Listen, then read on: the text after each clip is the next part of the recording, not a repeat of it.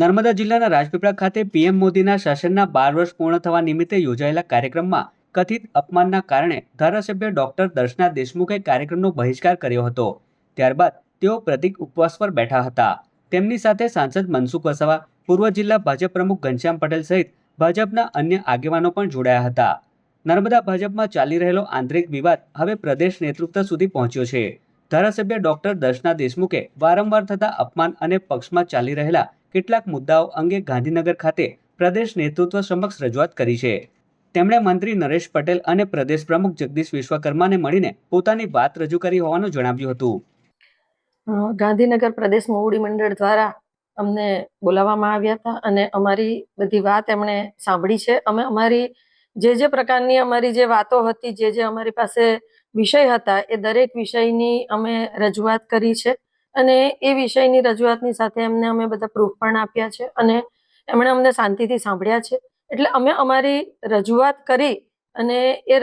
કરી અને અમે ફરીથી પરત રાજપીપળા ખાતે આવી પણ ગયા છે। પ્રદેશ મોવડી મંડળ દ્વારા માન્ય કેબિનેટ મંત્રી શ્રી નરેશભાઈ પટેલ દ્વારા એમના સાથે સંકલન કરી અને અમને બધાની સાથે મુલાકાત કરાવવામાં આવી અને એમની સાથે અમારી ચર્ચા પણ કરવામાં આવી। અમને ખૂબ શાંતિથી સાંભળવામાં પણ આવ્યા। એટલે ઘણા વર્ષોથી જે તકલીફ પડી રહી હતી મને, એના લીધે એ મારો પોતાનો નિર્ણય હતો અને હું પોતે જ મારા નિર્ણય પર રહી અને હું ઉપવાસ પર બેઠી હતી। આખી જે ઘટના બની છે એ ઘટનાની પૂરેપૂરી જાણકારી અમે ઉપલા લેવલ સુધી આપી છે। પ્રદેશ મોવડી મંડળને દરેક વિષયની ઝીણામાં ઝીણી એટલે કે નાનામાં નાની બાબતોની પણ અમે એમની સાથે વિગતે ચર્ચા કરી છે। બીજી તરફ નર્મદા જિલ્લા ભાજપ પ્રમુખ નીલરાવ હજુ સુધી આ મુદ્દે મીડિયા સમક્ષ ખુલ્લી પ્રતિક્રિયા આપવા આગળ આવ્યા નથી કે પક્ષના નેતૃત્વ સમક્ષ સાંસદ અને ધારાસભ્ય દ્વારા કેટલાક પુરાવા રજૂ કર્યા હોવાની ચર્ચા પણ ચાલી રહી છે। જો કે ગાંધીનગરમાં યોજાયેલી બેઠક બાદ તમામ મતભેદો દૂર થયાનો દાવો કરવામાં આવ્યો છે।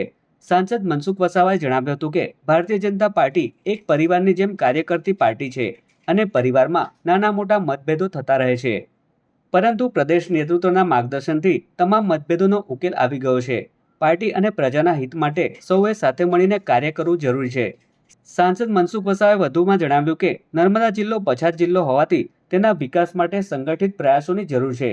આ સાથે જ સોશિયલ મીડિયામાં વિવાદાસ્પદ પોસ્ટ અને એકબીજા સામેની ટિપ્પણીઓ બંધ કરવા માટે પણ કાર્યકરોને અપીલ કરવામાં આવી છે। જો એક મેં કીધું ને, ભારતીય જનતા પાર્ટી એક પરિવારની પાર્ટી છે। પોલિટિક્સ કરતા રાષ્ટ્રહિત અને પ્રજાહિત ભારતીય જનતા પાર્ટીના કાર્યકર્તાઓ સાથે જોડાયેલું છે, જે સર્વોપરી છે અને પાર્ટી અમારા માટે સર્વોપરી છે। તો ઉપરના જે નેતૃત્વ જે છે, શીર્ષ નેતૃત્વ છે, એ એમનું જે માર્ગદર્શન હોય એ અમારે જીવનમાં અમલમાં મૂકવું જ પડે। એટલે ક્યાંક નાની મોટી કંઈક ને કંઈક ક્ષતિ હોય, કોઈકની ગેરસમજ થતી હોય, એ અમારે એ સમજીને દૂર કરવું પડે ને આજે બધાએ અમે એક થઈને આવનારા દિવસમાં પાર્ટીને મજબૂતથી આગળ લઈ જવાની દિશામાં આગળ વધી રહ્યા છે। અને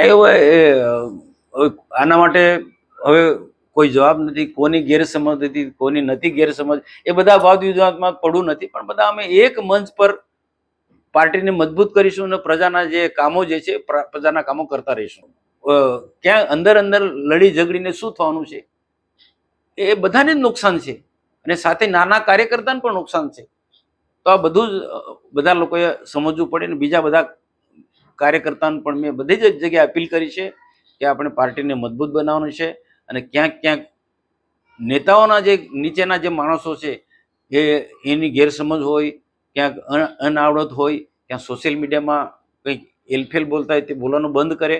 અને ક્યાંક ઝઘડા જે નેતાઓ વચ્ચે ઝઘડા થાય એ આ સોશિયલ મીડિયા કેટલાક લોકોના નેતાઓના જે સોશિયલ મીડિયા ચલાવનારા લોકો ગંભીર પ્રકારની ભૂલ કરતા હોય છે। એક વ્યક્તિને કોઈક મોટો કરવા માટે સોશિયલ મીડિયામાં આવી રીતના કેટલા સ્ટેટમેન્ટ મૂકતા હોય છે, પોસ્ટ મૂકતા હોય છે। એના માટે પણ મેં કીધું કે ભાઈ પોઝિટિવ પોસ્ટ મૂકો, પાર્ટીને મજબૂત થાય તરફ આગળ લઈ જવા છે એવી પોસ્ટ મૂકો, એ પણ મેં અપીલ કરી છે અને આવનારા દિવસોમાં બધા જ લોકો આ માર્ગે ચાલશે।